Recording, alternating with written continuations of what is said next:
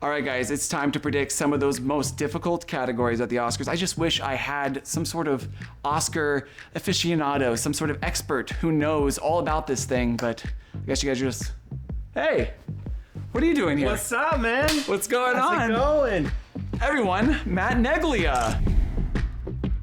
This was a thrown together last minute thing, so we're gonna talk about some of the most difficult categories. They are difficult this year. They are. This is a really, really, really tough Oscar year where there's so much uncertainty, and a lot of people feel that so many of these categories are wrapped up. I'm not quite so sure. Yes. What would you say is like the most difficult category to predict? Well, Like, what's the one you're struggling with the most? Best Actress. Best Actress. Okay, let's just talk with Best Actress, and let's just jump in the hardest one first. Or should we warm up to it? Whatever floats your boat. Okay, well, let's talk about Best Picture first. Okay, so are you at all considering Conclave, or is it just a Nora? I think you need to consider Conclave just a little bit because winning the BAFTA and the SAG is really it's nothing to sniff at and say, for sure. nah. Like, Anora does not have this all the way. It's shown vulnerability at various places, like Critics' Choice had only won Best Picture, didn't win anything else. Got blanked at SAG, got blanked at Globes. It did not win Best Film at BAFTA. So it has not been like this perfect sweep of a season for Anora. So there is vulnerability. It's definitely the weakest frontrunner that we've had for Best Picture since Spotlight in 2015.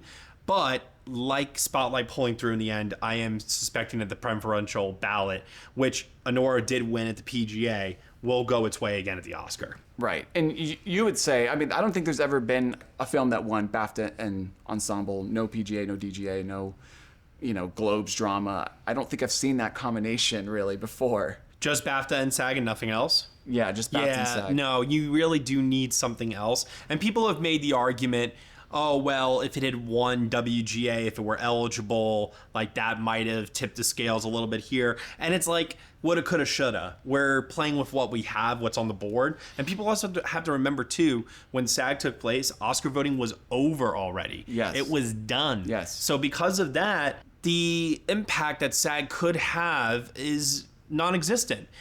It may give us an indication of where the winds are blowing, but we've seen films win Ensemble and be strong contenders for Best Picture, but not pull it out in the end. I'm, of course, thinking of something like 3 Billboards from a couple of years ago, outside Ebbing, Missouri, where it also won BAFTA, it won the Globe, it had acting wins. It was stronger than Conclave, even, in this scenario, and it still lost to the PGA, DGA, CCA winner, which that year it was Shape of Water. Guillermo del Toro was the director of that film, and he was also the star of that film's campaign in a way, because he was a director who had been doing consistently good work for years. He had the right film at the right time that voters loved, and they just decided, you know what, we've always liked you. This is your moment. That's what it feels like for Sean Baker right now with Anora. After having won DGA over Brady Corbet, who was so widely predicted to win director this year, it feels like this is Sean Baker's culminating, hey, we've always liked you, we've always liked your work, right film, right time, it's time for you to be rewarded. Well, I was just looking at the times that PGA and DGA lost. Yeah. Right? It was 1917, La La Land, The Revenant, and Gravity. Yeah. Gravity did tie PGA with 12 Years a Slave. So that you have to have a little asterisk on. Right. Moonlight's one where it won the Golden Globe. It won the WGA in the different category. And that was it. It did not have SAG. It didn't have Critics' Choice. It didn't have BAFTA. That was all Moonlight had that year. But that's kind of what I'm getting at too, is just the idea that Conclave isn't that kind of movie, the Cinderella story that sneaks up and takes it from the big old studio film. You know what I'm saying? And also too, with the Pope now, Pope Francis, terminally ill at the moment, like everyone's saying right now, oh, we're about to have an actual conclave on our hands. This is great marketing for Conclave. Voting is over. Close. Yeah. So all the things that I feel like could have actually have helped Conclave in this stage, it's all happening a little too late. I think momentum at the time of voting was more with Anora. So you believe in this idea of winning an award can boost your probability of winning, right? Obviously. Yes. Okay. So then leading into the Best Actress race, Demi Moore versus Mikey Madison. When she won the BAFTA, let's just say she won the BAFTA after Globes, or after voting has completely closed, would you say then Mikey Madison is still winning? This is so tough. Yeah. Because you also then have like Fernanda Torres like in the background, you know, like I didn't know what you were doing this second. I thought you were having a medical emergency. No. I thought you were like, Fernanda Torres is like quietly in the background watching this race, ready to pounce on the fact that this is a very, very tight race between Demi Moore and Mikey Madison. So tough to call because while Demi Moore does have the career narrative, she's got the Golden Globe, she's got the Critics' Choice, she's got the SAG. Like, this is a great win package. Her film is nominated for Best Picture. But there's two problems here, like two really, really big problems. One is Anora is stronger overall and more beloved within the Academy than the substance is.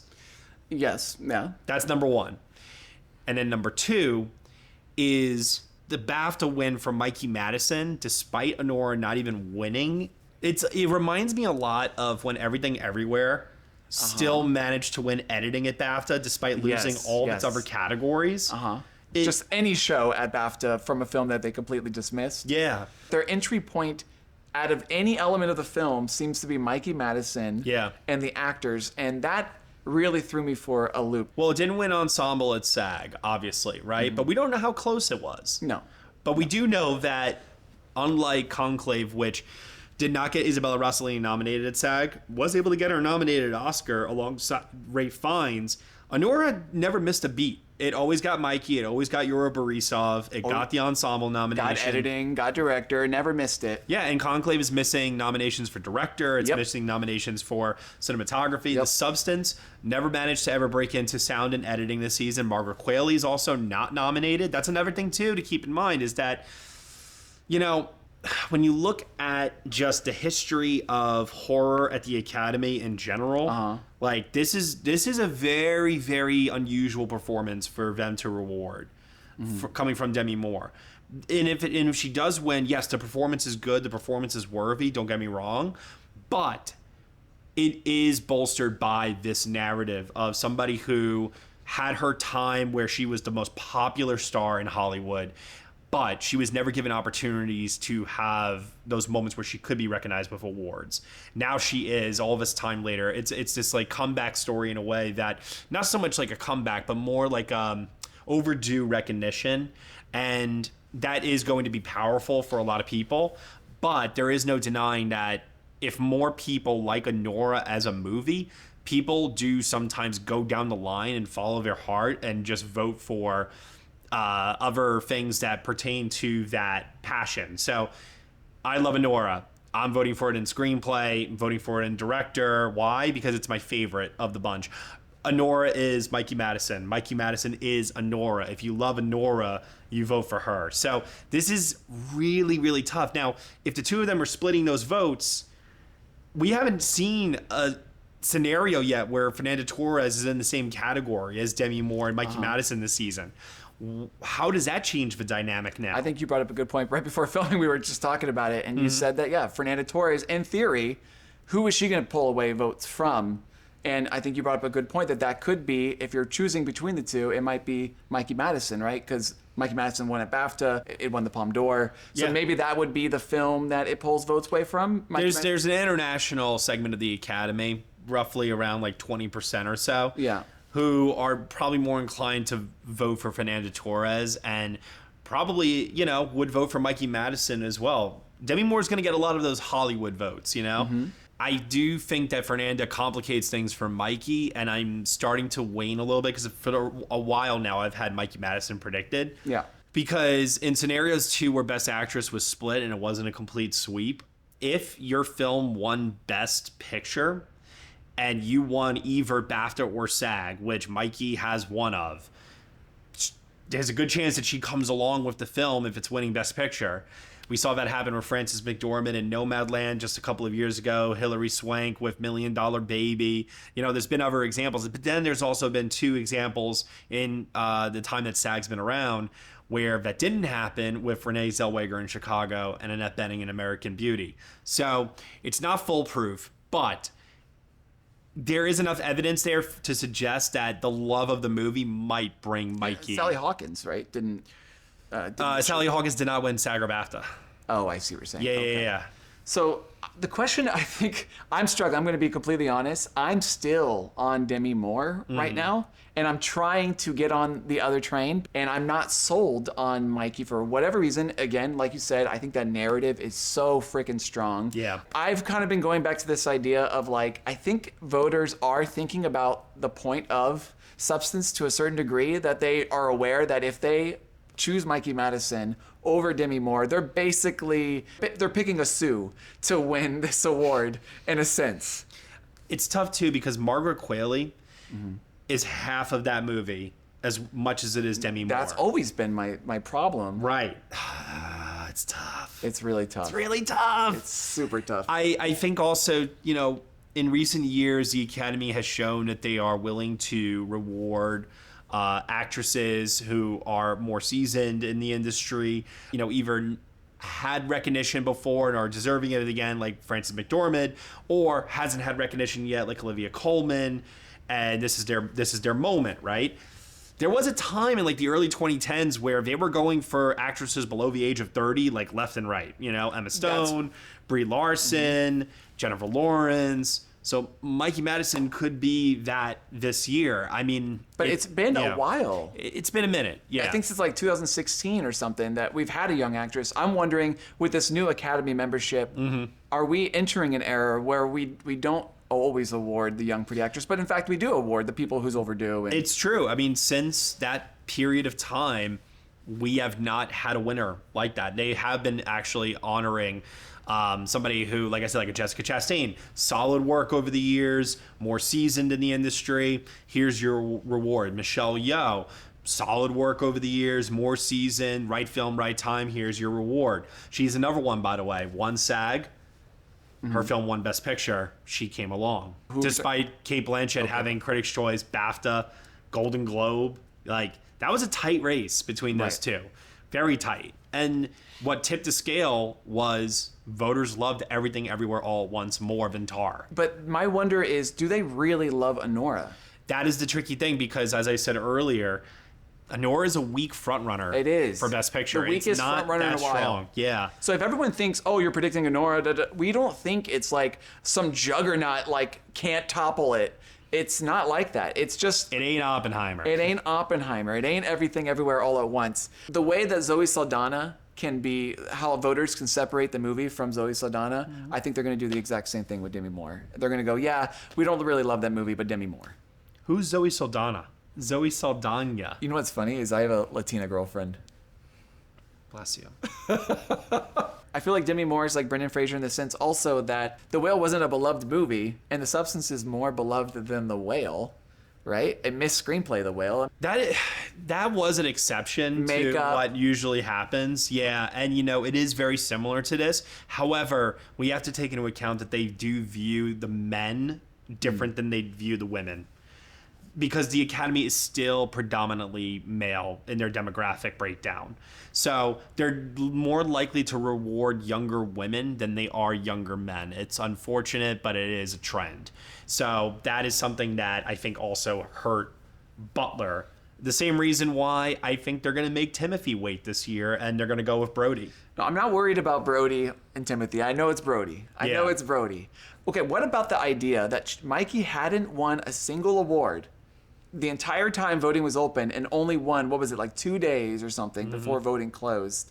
Don't you think it's too late? Like, didn't you think that BAFTA win was just too late? You would be surprised how many voters hold on to their ballots until the last minute. Really? Yes. Really? I would think older voters would just vote. Older voters are still trying to figure out how to vote online. Okay. Ah, man. You don't think we're leaning on BAFTA too much for Look at what they did last year. Last year, almost every category went down the line with BAFTA. Almost every category. But last year, we were saying it's Emma Stone or Lily Gladstone, and it was like a coin flip last year, right? Yeah. But why? Because... Oops. Sorry about that. I'm professional. But we were saying it was like a coin flip, but Emma Stone had won more than Mikey Madison. Yes. So why is this one obviously Mikey Madison? Because like I said before... if this film is winning Best Picture, that is a huge factor to play into this. The Academy liked Poor Things more than they liked Anora. You need to look at all the cases of, like I said, an instance where the actress won SAG and BAFTA, and then their film went on to win Best Picture. I need to look Michelle Yeoh. Uh-huh. She won only SAG. So SAG and BAFTA is undefeatable. If you win both, yes. If you win both, yeah. Oh, absolutely. So you're saying in years where they split, the favor goes to the BAFTA. The favor goes to the film. That's ultimately... And that movie is so clearly Anora. But that's where it comes down to, because I really don't know. Because again, when you get an actress like Poor Things versus Lily Gladstone, we know now the reason why Emma Stone won is because that film was more popular. Yes. No one gave a crap about Killers of the Flower Moon. Nope. Right? Like, Substance wasn't completely rejected. It got director, it got screenplay. But isn't it so obvious, like when the writing's on the wall, if those two films are competing for Best Picture, which film is winning Best Picture? I'm just always slow to hop off a train. No. And I'm not trying to convince you to hop off the train. I do think this is so close that, like, listen, people will go back and listen to this, and they'll go in the comments, and they'll say, one of us has egg on our face here. Okay? That's what's going to happen. But I feel like I've used logic that you're applying this year in the past before, and it led me the wrong way because I did not factor in just how much more the winning actress or actor's film was beloved by the Academy, and how much of a factor like that really does play into all of this. I always make a mistake in Oscars too, because I end up not listening to where momentum is, and the question is really who has the momentum. Well, you can't ask that post SAG. Remember, you have to think of yourself post BAFTA. Who had momentum, and who had momentum after BAFTA? Obviously, Conclave, which has positioned it as the number 2 film to Anora. But Anora had tremendous momentum off of that CCA, PGA, DGA weekend. Yeah, it really reclaimed the front runner position. That's true. Yeah, that's true. It was on a high, a huge high. That was very exciting. And then it won WGA as well, and it was like, you saw everybody online saying, wow, no film other than Brokeback Mountain has won PGA, WGA, DGA, Critics' Choice, and then gone on to lose Best Picture. Who likes Substance more, Academy or BAFTA? I would imagine BAFTA, because... That's what I thought. Yeah, well, because, it's a French filmmaker. It originated out of Cannes. It feels like, it would have more support with international voters. I've talked to voters who are so turned off by The Substance, and the genre bias is still real despite it being in this position that it's in. Yeah, I don't think it's strong enough to win screenplay, even though it did win Critics' Choice. But it has makeup walking in the door. Nothing is beating The Substance for makeup. I don't want to say we have to disregard Critics' Choice and Golden Globes, but we kind of do, right? Because Critics' Choice went wackadoo crazy with director. They really did this year. And then Globes is brand new. We don't know who the hell Globes are anymore. And they're a funky group. They're basically like an elevated international critics group, essentially, which I appreciate because they're not making some bullshit choices. I put air quotes around that. But I think they can make more sensible choices, but they're not like their nominations are not completely insane anymore. Yes. I do think, though, that... Johnny Depp, tourist. Oh, my God. I do think, though, that we're at a point where the SAG nominations mattered. Yeah. SAG nominations matter. A big deal. Wins, you really just have to go based off of what we've seen at Critics' Choice, Golden Globe, because they're televised, BAFTA, and just where overall momentum has been. Yeah. Critics definitely can help with shaping the narrative for nominations. When it comes to wins, something that I look at, which a lot of people don't do, but I tend to look at this, I tally up all of the regional critics wins and things like that.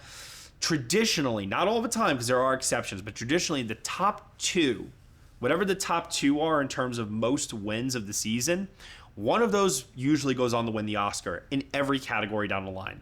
However, there are some caveats to this. For example, let's say you're not in the top 2 of most wins of the season, but you won something important like SAG. That instantly puts you in contention along with those other 2 who are in the top 2, Yeah. If you are in the top 2 and you don't get nominated, then it goes down. Then it goes to the person that's below you, and if they're nominated. So it's basically you got to look at who's nominated, How did they do amongst the precursors throughout the year? Because that tells you a consensus. There are all these different voting bodies, different types of movie fans. In this case, sometimes people who make movies like guilds, and other times just critics and journalists, but it does kind of paint a full picture of consensus. And we've seen that this year with like someone like Kieran Culkin, whose film is not nominated for Best Picture, but he has been the consensus choice for supporting actor this season. My fear, and we can get off actress in a second because I know we've been talking about it for a while.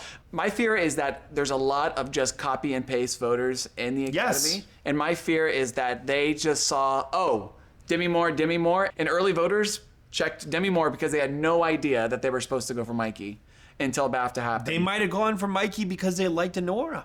I would say there's a lot of copy paste voters. I agree with you. Yeah. Yeah. I'm trying to figure out what this new Academy's. It's learning this new curve of who are these people? Yes. And what do they go for? Do they really cling on to the narratives? Or are they really analyzing the work? And I don't know. I think my struggle has always been, just like you mentioned, the fact that she's missing for half the movie.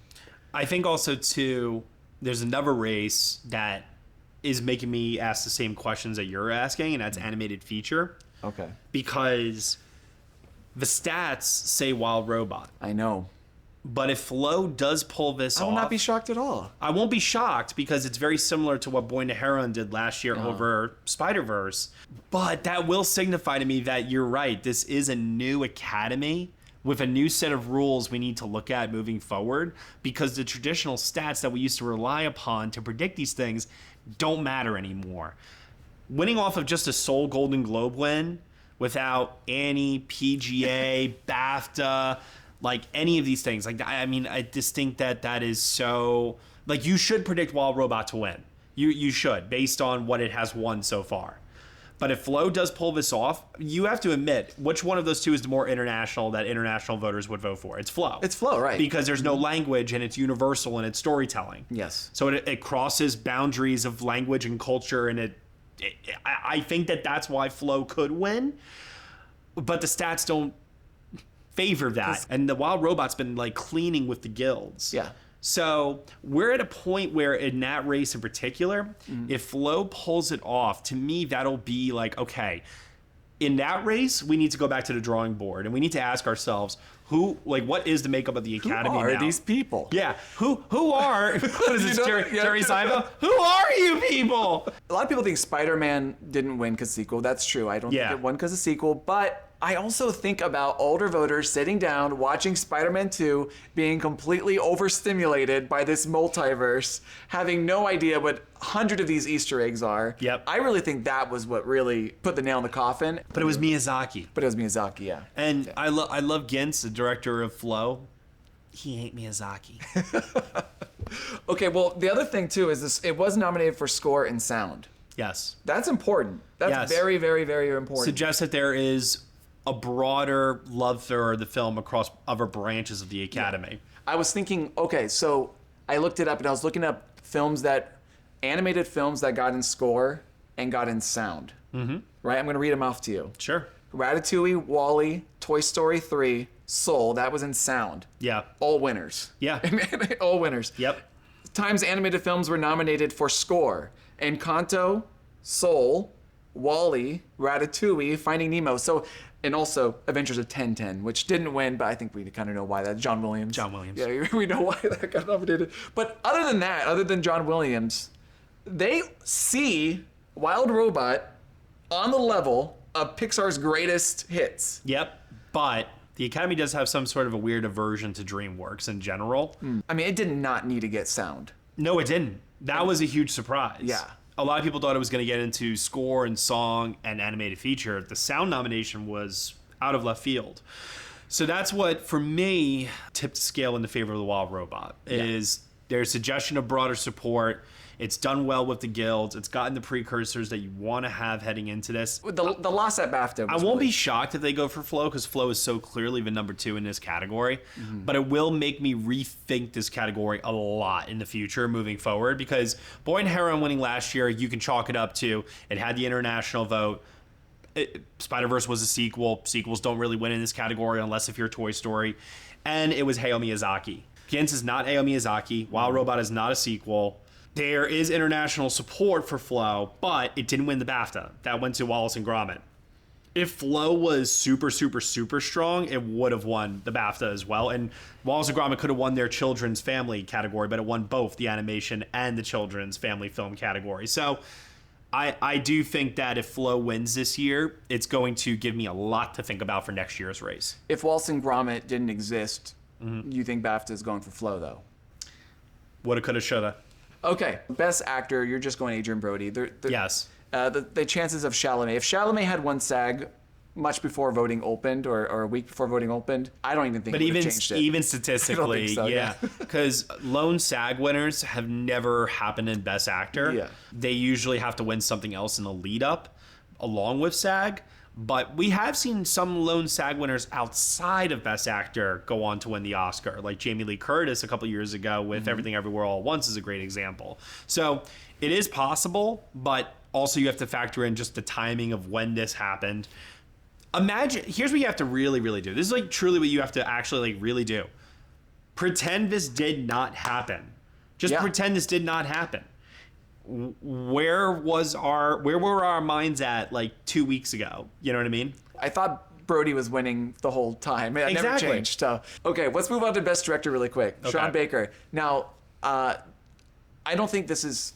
I was wavering on this for a while, but I feel pretty confident it's going to be Sean Baker. Yes. Yeah. So we can move on from that. Okay, but Brady Corbet would be obviously the alternative. Yes. And there is still a chance because people might be impressed by the vision. People might be impressed with what he did. I've seen that on a few anonymous ballots where people were very impressed with what he did. And also, Wicked not going for Critics' Choice. I think that is... Wicked... that to me was Critics' Choice going for Wicked. That was a big red flag for me. If he couldn't win with Critics' Choice... Yeah. And DGA even. Yeah, and there was something in... Well, DGA... I think a lot of us still predicted that he would win that despite the Critics' Choice flub. But you could sense that there was something in the air at DGA, especially when they announced all the nominees and then the room responded loudest to Sean Baker. Interesting. Yeah, that kind of made me go, oh, wow, there's like love for Sean Baker, like genuine love. And that goes back to what I was saying before. Long career, made films that probably these voters have seen at one point or another. Brady Corbet's made 2 films before this, and they're not necessarily the most accessible films on the planet in terms of their content. So The Brutalist is also a punishing film for some voters at 3.5 hours long. It's a tough investment for people to make. We've seen this happen with Scorsese the last couple of years with Irishman and Killers of the Flower Moon, where they did not like that they had to sit through a film that long. Yeah. Oppenheimer is like a super rare example of a 3-hour film that like worked on such a broad level for voters, critics, the industry, audiences, that it made all this money and was so popular. Yeah. The Brutalist is not that film. From the beginning, it was always like, oh, that's Power of the Dog. That's a movie they respect but don't love. Always. Yeah. I felt that way. But let's talk about original screenplay then. I feel actually very confident. I think it is going to be Sean Baker. I'm going back and forth on this a lot because the stats say Sean. And I agree that it should go to Sean because he won the WGA. He's in the film that's probably winning Best Picture. But A Real Pain winning the BAFTA like gives me so much pause. And I think what's really making me hesitant, more so than that even, is Jesse Eisenberg, more so than anyone I've seen this season, has shook more hands, kissed more babies. He probably didn't do that, actually. Every time he got up there to give a speech, he was funny, he was endearing. People genuinely love him. And I think that might materialize in an upset. Yeah, I can see that. So you're going for factors beyond statistics can count for. You're talking about just a charismatic person who people started falling in love with throughout the process. Basically, yeah. Okay.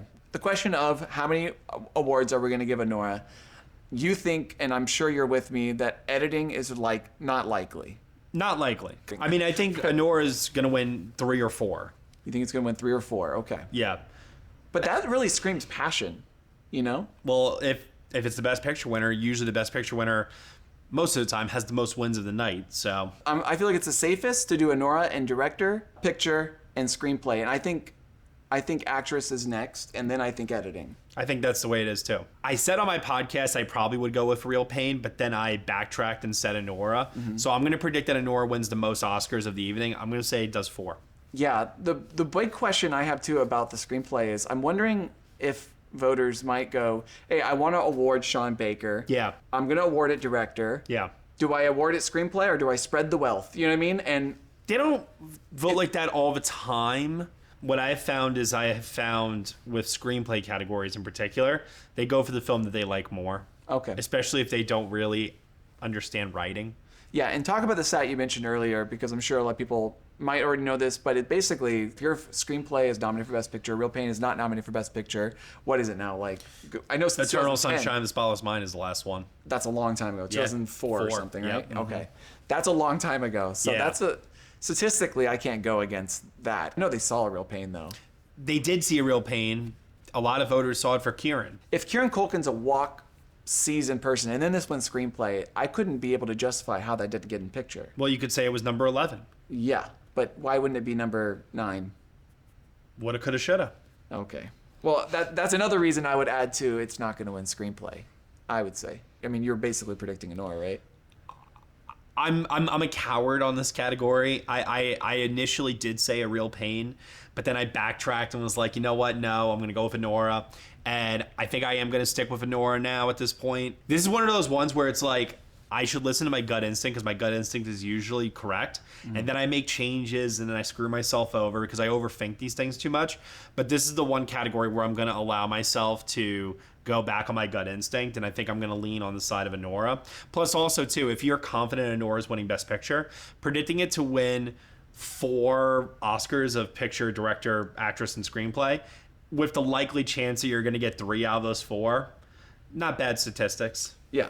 That's the only thing, is that I really do feel like we're in a year where Anora, like you mentioned earlier in the beginning, is not the strongest Best Picture we've had. Is Sean Baker going to really walk home with 3 Oscars for some reason in a year where it feels somewhat soft? Feels kind of odd to me. Well, could it win picture, director? Those are his 2. Yeah.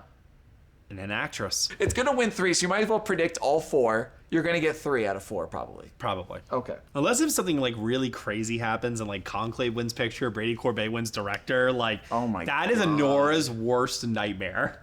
That would be crazy. Yeah. Moore wins actress. At that point, what happens with Sean? He wins a consolation prize for screenplay, you know? Here's the problem. I actually think that if Conclave wins adapted and editing on the night, no matter what Anora wins in the lead up, I will still be nervous when they're announcing Best Picture, because Anora could feasibly, very, very feasibly win just one more award, just one, and still win Best Picture and pull a spotlight. Yes, yes. It could also do what it did at Critics' Choice, where it loses everything and then wins only Best Picture. This is the closest that we've ever come to having one of those years, because you can't say that about the Spotlight year, because regardless of like how Spotlight just barely won Best Picture, it was always going to win Screenplay. It was always going to win Screenplay no matter what. This year, nothing is really guaranteed for Anora, like, except... Oddly enough, Best Picture feels like the most certain of all of its nominations that it's going to win. Who are you going for editing?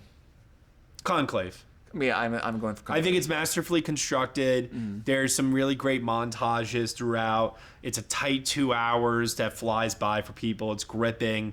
I think that that's the one that will prevail here. However, I do think the sneak in this category is Wicked. Yes, I agree. I would say Wicked is the one to look out for. Not Amelia Perez like we initially maybe thought, because what's going on with Amelia Perez right now? Wicked moves for its 2 hours and 40 minutes. Yeah. And the way that certain musical sequences are edited, the fact that it has a sound nomination. The fact that it's liked. I also think, too, while everyone's predicting Wicked to win costumes and production design, and that makes perfect sense for its 2 wins, I've been predicting that for months for this movie.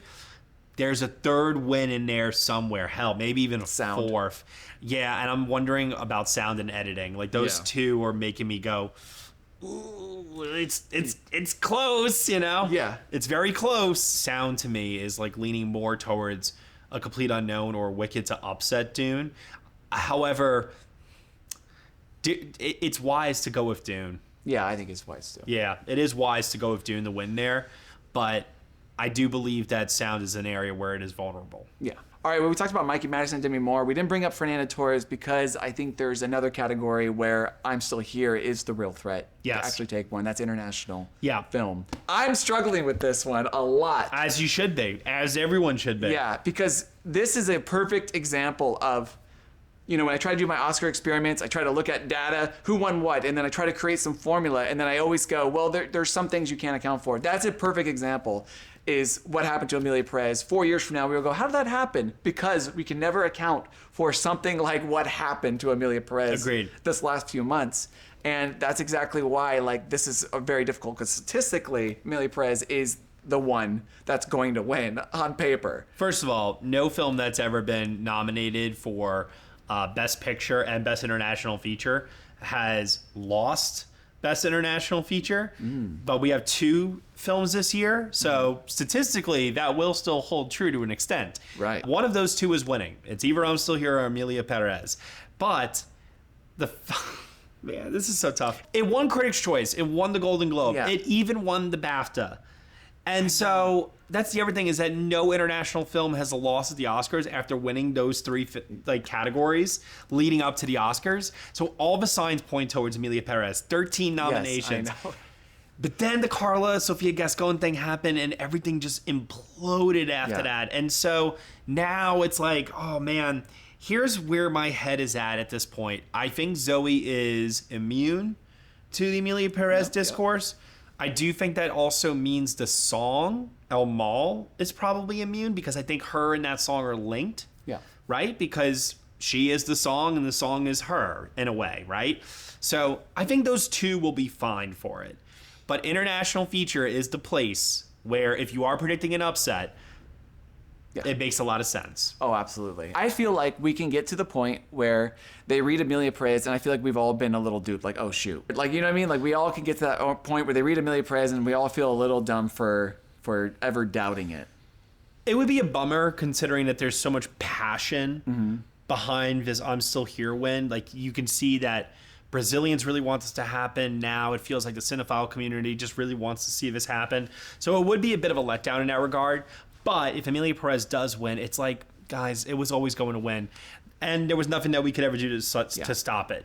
People feel like they can stop these things from happening. Yeah. But what we've seen here in this particular case is if it does lose, the only ones that were able to absolutely stop it was somebody like internal, like actually in Hollywood with direct impact here. In this case, Carla Sofia Gascon with the tweets that unnerved and became public. And as a result, it really has now, oh, hello, we have a little bit of a guest here, don't we? Oh, hello, hello. We're not talking about Flo anymore. No, but in all seriousness, I think that if Amelia Perez wins, we're going to be all like, well, you know what? It won Critics' Choice, it won Globe, it won BAFTA. It was always predicted to win this, even before those awards were even announced. It was always going to be this. It is what it is. It was too strong. Yeah. I don't think that's actually where we're heading, though. I don't think that's exactly what's going to happen. I actually do believe that enough time has passed and enough has happened in terms of momentum that on a long enough timeline, this has allowed I'm Still Here to catch up. And we haven't had a situation like this where the 2 international films get into picture. There's a clear alternative to Amelia Perez. You know what I mean? So that's, I think, where it's really helping it, is that if you don't like Amelia Perez, which is going to be ranked last on the majority of ballots. But that only applies for Best Picture. I understand that. Yeah. But it is the most hated film within Best Picture. This year, This year, right? So there is a clear alternative. If there wasn't a clear alternative, I can see Amelia Perez. But everyone knows, if you're not voting for Amelia Perez, if you don't like Amelia Perez, it's very clear who the alternative is. Yeah. I'm Still Here. And I have to go where I think the momentum is going, and where I feel like who has the momentum in their corner. And I think it's I'm Still Here, because that's where the momentum's going, because they're actually catching up with it and they're actually watching it. And it's just a perfect storm. Okay, cool. So then the other thing I want to talk about too is the shorts. Did you get around to the shorts? Yeah, I watched all of them. Okay, because I came out a little bit more confident on documentary, but I feel like I'm really good at bringing it down to 2. Mm-hmm. And then it's really just the overthinking that gets into play. I've actually found with the shorts, don't overthink. Okay. it's best to watch them on a binge, and whatever your gut instinct tells you after that binge, you're probably correct, because that's how most voters watch them. Okay. Voters do not watch the shorts like in pieces. They watch them usually in like one go. Yeah. And so they haven't also had time for those films to have vigorous campaigns and to go to screenings and listen to the filmmakers. They're watching them usually in one go right there on the Academy portal. And so whatever has like that instinctual moment of emotional response, yeah, that's what you should go with. So let's talk about what you're going with then. Animated short. Animated short, I am going with Yuck.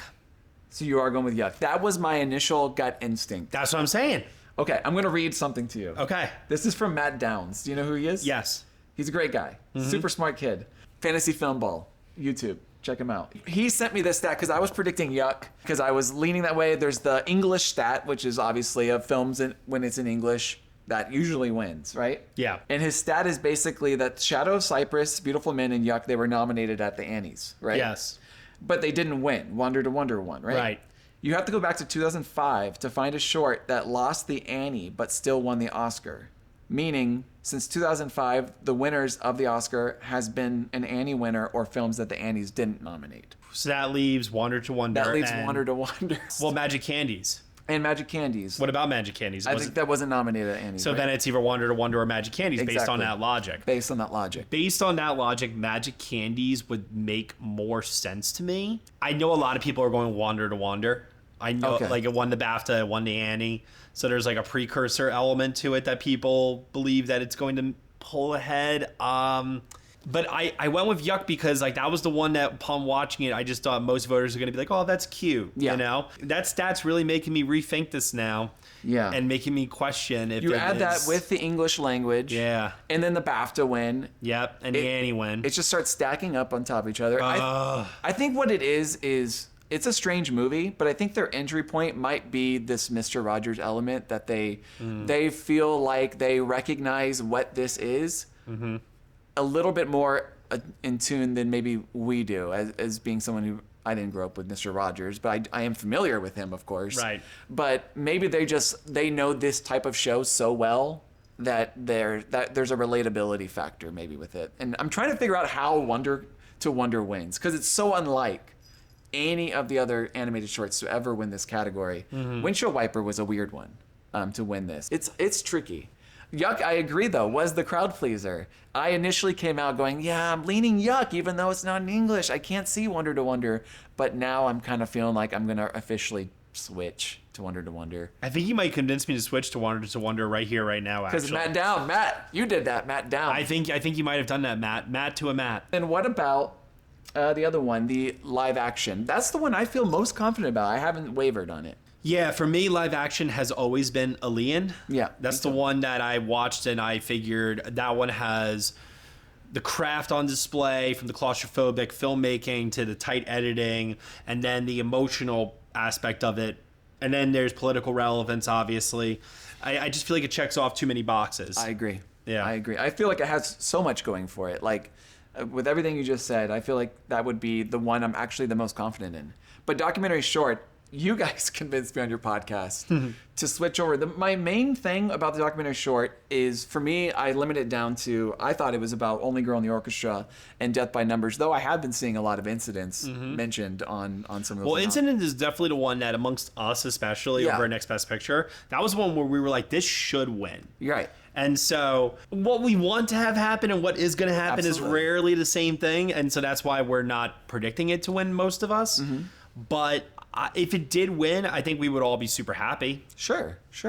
I think the archival footage is really what prevents it from winning. The fact that they're using all footage that they had to stitch together. I'm not saying that it's not less impressive. It's actually very impressive what they did, but I think voters are going to probably lean towards something that they actually have to go out and film. I agree. So I'm leaning between Only Girl in the Orchestra and Death by Numbers, and I was curious, like, why not Death by Numbers? Yeah.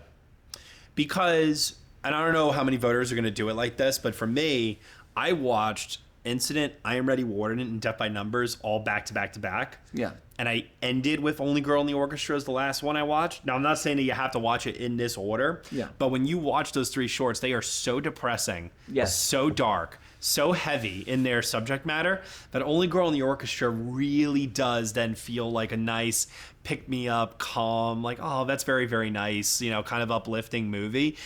It's arguably my least favorite of those 5 shorts, in all honesty, but it contrasts so much, and I think the other 3 are going to like split votes off enough to allow then Instruments of It Beating Heart or Only Girl in the Orchestra to win, and my gut instinct says to lean towards Girl in the Orchestra because it's in English. Only because it's lighter, right? But you wouldn't call this movie like a real emotional, film or a very like charming film. It doesn't have that Last Repair Shop from last year. No.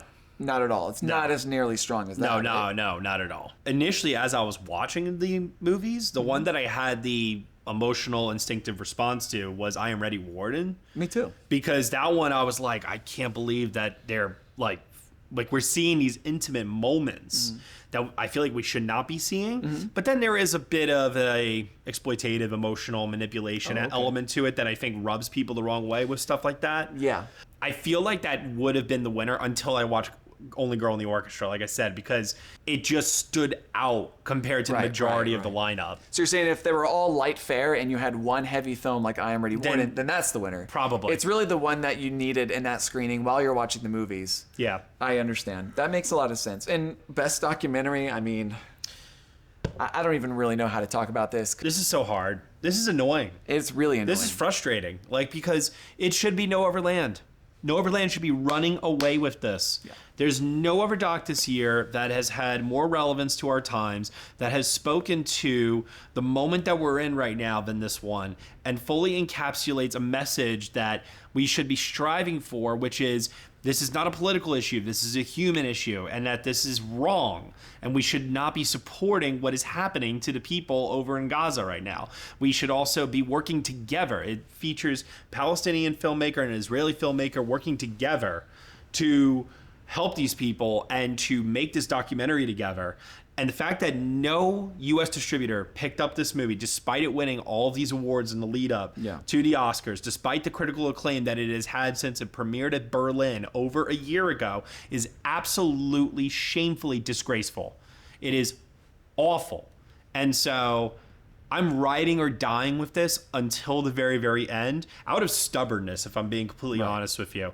I do believe in my heart of hearts that because all of these red flags of it not getting distribution, it not winning the BAFTA in the lead up to this, I know there were eligibility and submission issues with DGA and PGA, which prevented it from being nominated at those 2 awards.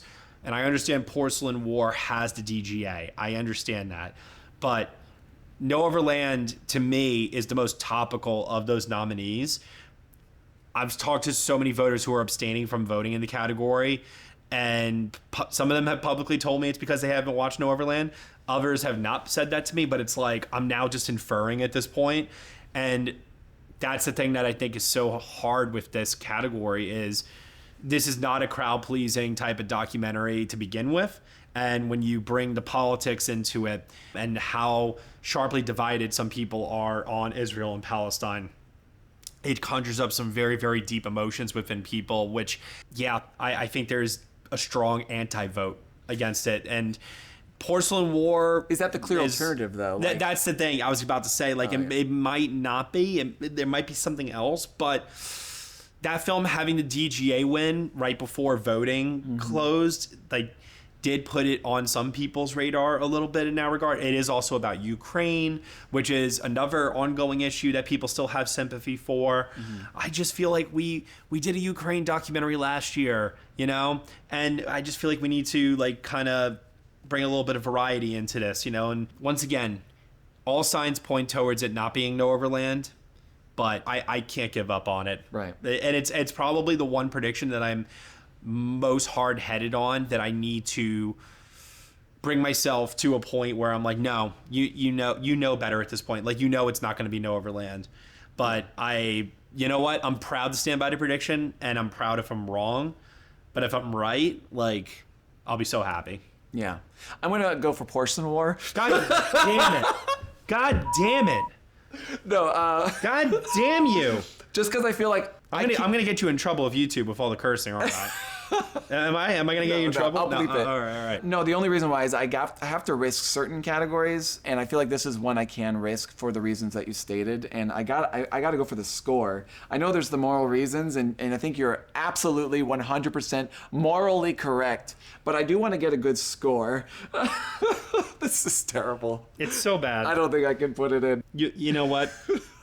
As the Anora campaign says, follow your heart.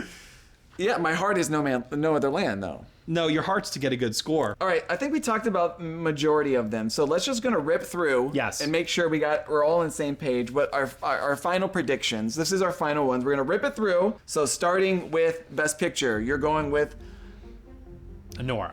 I'm going with Anora as well. And Best Actor, you're going with Adrian Brody. I'm going with Adrian Brody as well. Best Supporting Actor. Kieran Culkin. Sorry, I was about to say Robert Downey Jr. I'm like, that was last year. All right, Best Actress in a Leading Role. Mikey Madison. I'm actually going to stick with Demi Moore. Okay. I'm sticking with Demi Moore. Best Actress in a Supporting Role. We're going to go with Zoe Saldana. Zoe Saldana. Yeah. Cinematography. Brutalist. Same as me. Costume design, Wicked. Yes. Production design. You're going Wicked. All right. Original song, Elma. Yes. Original score, Brutalist. Yes. Makeup, The Substance. International feature film. I'm Still Here. I'm Still Here too. I think one of the hardest categories to call. Film editing. Conclave. I'm going Conclave. Yeah. Animated feature film. I'm sticking with The Wild Robot. I'm sticking with The Wild Robot as well. Animated short film. You convinced me to move to Wander to Wonder. I'm going to do the same. Or Matt did. Live action short film.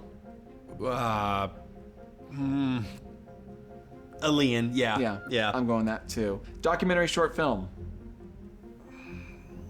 The Only Girl in the Orchestra. You guys convinced me. The levity. I think you're right. I think there's some pretty brutal documentaries. I think you guys make a good point that's the levity of the pile. There are people who are always going to gravitate towards. I just want to feel good. Yeah. And I think that's the one to go for. I think you guys make a good point. Documentary feature film. Neverland. Unfortunately, I'm going to go Porcelain War. I'm sorry. I don't want it. And then sound. Dune Part 2. Dune Part 2 as well. Visual effects. Dune Part 2. That's right. Same as me. Depth of screenplay. Conclave. And then original screenplay. Are you doing it? Yeah, I think the thing that I keep coming back to is this. One last explanation before I make this official. It really, really puzzled me why Anora could not win screenplay at Critics' Choice, Globe, then BAFTA. Yes, it won a WGA, but I think because it is winning Best Picture and it does have something, it's not like it has nothing. I think I will go on the side of Anora now, even though there is something in my body that is screaming at me saying, no, you idiot, no. Like, it has shown vulnerability. I'm basically predicting Anora to have its best night ever of this award season, other than it winning PGA and DGA in the same evening. Yeah. And then CCA, I guess, 24 hours. If you want to say like a 24-hour period from CCA to PGA, DGA. Yeah. But like the Oscars in one night, like it reminds me of like Parasite. Yeah. Where all season long Parasite was picking up wins, but it like on the night of the Oscars it won 4 and it was like the best night it ever had. Yeah. I'm basically predicting Anora to do the same thing here, and that's incredibly risky. Yeah. Considering its track record throughout the season. So yeah, I think with the Mikey Madison prediction, Sean Baker and director, now screenplay, I'm predicting Anora to get 4 wins. My thinking is, I think Today, Junior? What do you think? What do you think, Ryan Casselman? I think Anora is going to have a good day, but it's not going to have a great day. I don't think it's going to get 4 for some But don't you know? Today this could be the greatest night of our But it won't be lives. for Anora, I don't think. Oh. I hope it is. I think Honora is going to probably get more like 3. I think 4 just seems too strong for a movie this year. So it'll tie with The Brutalist for the most awards of the evening. I think, oh gosh, that does sound crazy. No, it doesn't, because Best Picture winning 3 awards. In your case, you're saying picture, director, screenplay. You know, screenplay is king lately when it comes to Best Picture, so that does make a lot of sense. Think about it from this perspective, though, if you don't mind, really quick here. Tell me the last time a film won picture, director, screenplay, and nothing else. last time a film won picture, director, screenplay, and nothing else? Well, I mean, Spotlight just won screenplay, right? Mm-hmm. So what are you saying? I'm saying that we have seen years where films have won 3. Picture, screenplay, acting, right? With Moonlight, 12 Years a Slave. Same thing with Nomadland, but with picture, director, and acting. Okay? If you are going to go with picture, director, and screenplay, that's fine. But something tells me in the back of my mind that with that kind of a combination, acting is somewhere in there. Yeah, it's well, somewhere it part would of that definitely be equation. too much for Sean Baker, right? That would be 3, right, for Sean Baker? It would be 3 for Sean, yeah. And 0 for the actors, of which this has been recognized at BAFTA by Mikey Madison and Ensemble. Casting. Yeah. Something in me is telling me that Demi Moore is exactly Brendan Fraser. Yeah. It's exactly Could the be. same. I mean, Absolutely. just the idea that it's a comeback story that they are going to gravitate towards at the end of the day. Watch us both be wrong, and it really is Fernando Torres in the end. That would be amazing. That would be amazing. Yeah, I would be going crazy if that happens, in a good way, in a very, very good way. Right. To hell with my predictions at that point. I don't care where I rank on Gold Derby. All right, I'm gonna be happy for everyone in Brazil, for everyone in the room, for Fernando Torres. Yeah. Hell, you know what? I'll be happy for anyone. That's the thing this year. There's nobody in contention to win necessarily. I say necessarily because there are some exceptions here, but for the majority of these predictions, I'm happy for everybody. I'm happy for Brady Corbet, happy for Sean Baker, happy for Demi Moore, happy for Mikey, happy for Zoe, happy for Kieran. Yeah. Like, there's so many people that I'm like actively rooting for here. Like, there's not many anti-votes that I have this year where if somebody prevails, that I'll be like, what? No. And if it does happen, it's probably coming out of nowhere. So I feel like no matter the outcome, we're going to have a very eventful Oscar night. Yeah, I think I Conan's going to crush it as host. I think we are going to get a few surprises in the wins, and it'll be fun. I think so too. Well, thanks, Matt Neglia, for joining us. And again, this is your final predictions, but they may adjust or no? Are these final? I might adjust again, but for now, you've made me make some changes on the fly here that I'm actually feeling better about than I did coming into this video. So we'll see. Maybe I'll get cold feet and I will switch from Mikey Madison to Demi Moore by the end of this. But for now, I'm sticking with what I said here. Well, where can they find you? Obviously, you guys know who Matt is. You know he's Do got. they? Well, you guys know he has the best podcast about the Oscars.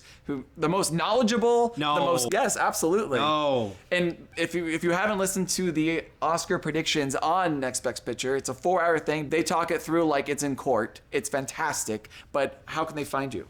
So I'm everywhere on the internet at Next Best Picture, website, podcast, social media handles, Next Best Picture.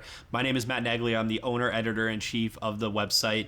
And I love talking about this stuff. I love talking about movies in general. I love talking about the community and celebrating the art of filmmaking with people like Ryan and other channels that I'm sure you guys have seen me guest on as well. But this has been such a pleasure for me, and I can't thank you enough for having me here. This is great. Thank you. Thanks for fitting me in too. I know you have a busy schedule this week. Also, I want to say, if you're someone who wondered, is Matt a nice guy? Matt's a really nice guy. And then also in Sundance, I went and greeted him. I fell down the stairs and I kind of fell right into him, and he was so nice to not act like it was weird. Do you remember that? I do remember that. I was going down the stairs and I like tripped and I fell into him. It was like a romance movie. And then he caught me and then we just pretended like it didn't happen. We knew right then and there, but there was something special between us. Yeah.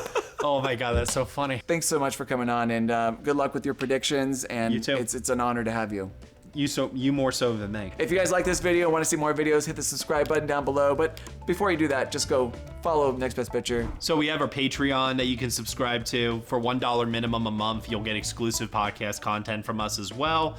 Like I said, we like to celebrate our community members and those who are loyal to us. So if you love getting premium Oscar coverage, and not just that, but just movie coverage in general, we do a lot of reviews. We interview talent throughout the year. Head on over to nextbestpicture.com for more. Till next time, I will see. Do you know my sign off? No. I'll let you do. And until next time, I'll see you at the Oscars.